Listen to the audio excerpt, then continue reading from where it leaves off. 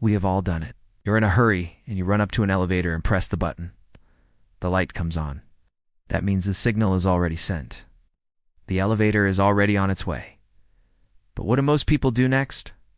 They press it again, and again, and sometimes again, as if extra pressing will make the elevator arrive faster. You already know it does not work like that. The system received the request the first time, but still the finger keeps going back. Press, press, press. That small action tells a very big story about how we move through life when we want something badly. Watch yourself next time. The repeated pressing is not about the button. It is about tension. It is about urgency. It is about why is it not here yet. It is about lack of trust in the process that is already moving. And here is where this becomes powerful. Most people are living their goals, their manifestations, their relationships, their money, their healing, exactly like that elevator button. Signal already sent, desire already launched, movement already started. But they keep pressing mentally all day long. You ask, then you re-ask, then you worry. Then you check, then you doubt, then you push, then you try to force, then you complain it is not here yet. That is emotional button pressing. From the Abraham perspective, this is resistance in motion, not because you asked again, but because of the vibration behind the asking, the tightness behind the asking, fear behind the asking, the impatience behind the asking. When you press the elevator button 10 times, you are not speeding arrival. You are revealing tension. Tension is upstream energy. Let us make this very practical. Think of something you want right now. Maybe it is more income, better health, a partner, a break, relief, clarity.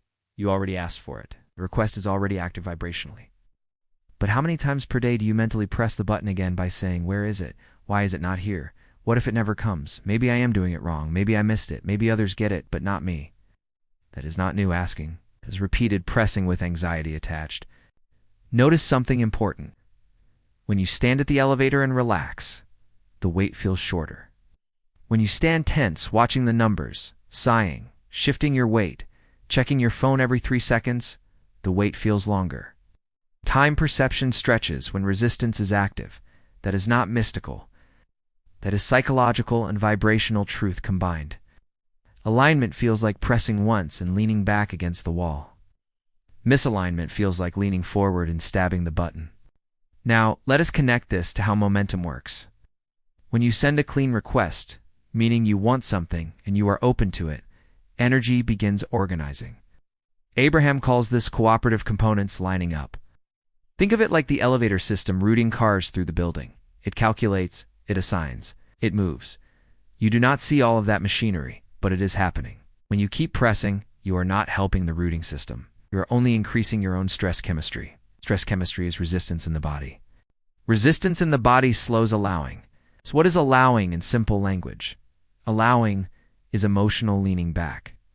It is internal unclenching. It is saying the order is placed and I can breathe. Here is another daily life mirror. When you order something online and receive confirmation, you stop ordering it again every hour. You do not keep buying the same item 10 times because it did not arrive yet. You trust the shipment pipeline. But with desires, people keep reordering emotionally every hour through worry. That doubles resistance, not speed. Let us go deeper but keep it simple. Your inner being, or source perspective, never doubts the order. From that view, once the desire is launched, it is done vibrationally. The path is active. The route exists. The timing depends mostly on how much mental button pressing you do afterward. Less pressing equals less resistance. Less resistance equals smoother arrival paths. This is why downstream thinking matters. Upstream thinking Is relaxed expectation. Upstream thinking is tense control. Downstream says it is, on the way. Upstream says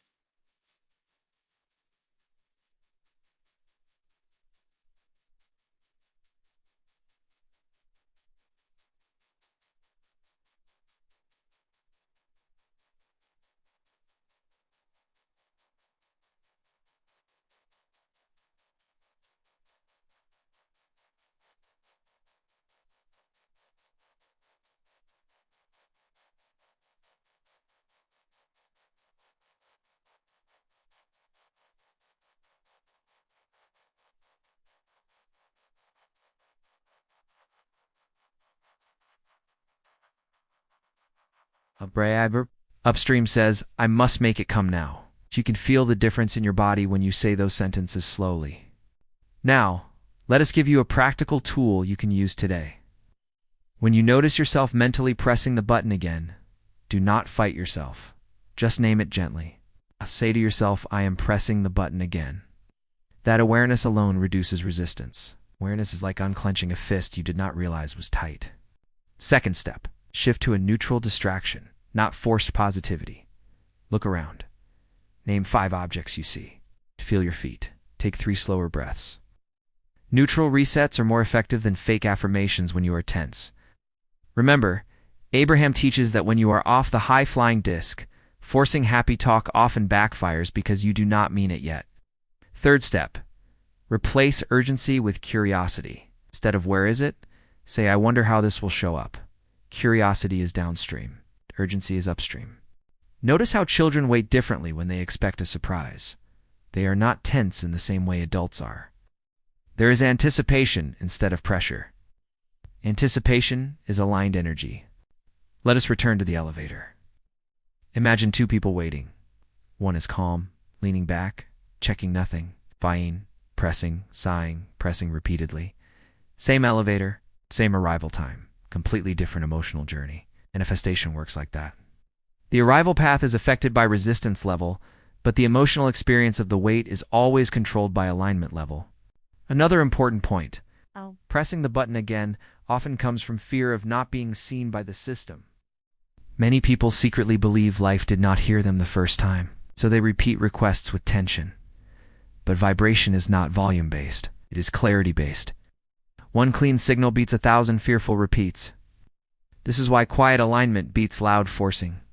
Let us talk about micro-behaviors to watch. Checking your bank app 10 times a day with worry? Rereading a message and panicking about tone? Refreshing an email every minute for a reply? Obsessively tracking views after posting? Those are all elevator button patterns. None of them speed the result. All of them increase resistance. Abraham would say, your work is not to make it happen. Your work is to stop blocking what is happening. 8. Blocking is almost always emotional tightening. Allowing is emotional softening. If you remember nothing else from this video, remember this sentence. Press once, then lean back. That is alignment in action. At night, you can even set this up gently. Say tomorrow, I will practice pressing once and leaning back. No pressure, no promises, just intention. Soft intention carries less resistance than determined struggle. During the day, when something matters a lot, you will feel the urge to press again mentally. That is normal. Do not judge it. Smile at it, label it, release it. Return to neutral. That is skill building. Alignment is a skill, not a personality trait. Over a few days, you will notice something interesting. Synchronicities feel more frequent. Conversations feel easier. Timing feels smoother. Not because the universe suddenly started working, but because you stopped stabbing the button panel with anxiety energy. From the inner being perspective, you are never late. You are never forgotten. You are never skipped in the routing system. You are only sometimes tense in the hallway. Intention is optional, so next time you stand at an elevator, let it train you. Press once. Notice the urge to press again. Relax your hand. Relax your shoulders. Breathe. Smile slightly. Say it is already moving because that sentence is not just about the elevator. It is about your life. Press once. Lean back. Let the system move. That is downstream living.